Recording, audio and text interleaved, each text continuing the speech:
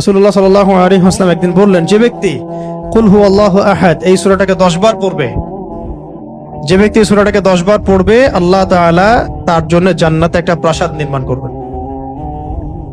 তো এই কথাটা শুনে ওমর রাদিয়াল্লাহু আনহু বললেন, ওমর ইবনে খাত্তাব তিনি বললেন যে তাহলে তো আমরা অনেক প্রাসাদের অধিকারী হয়ে যাব ইয়া রাসূলুল্লাহ।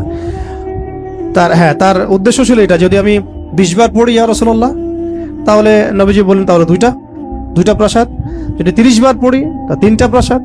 তো ইয়া রাসূলুল্লাহ তাহলে তো আমরা অনেক প্রাসাদের অধিকারী হয়ে যাব। তখন নবীজি বললেন যে আল্লাহ তাআলার দান এর চেয়েও বেশি প্রশস্ত। মানে আপনি 100 পড়লে 10টা ঘর পাবেন, মানে আমরা 100 পড়লে 10টা ঘর পাবো, 200 পড়লে 20টা। এইভাবেই আল্লাহ পাকের দান আরো প্রশস্ত। আর যে হাদিসটার কথা আমি বললাম, যেটা আমি আজকে আপনাদের জন্য এটা রেডি করতে গিয়ে জেনেছি আর কি, এটা আমার আগে জানা ছিল না। এটা জানার পরে আসলে আমাদের মনে হচ্ছে কেন এই আমলগুলো করি না।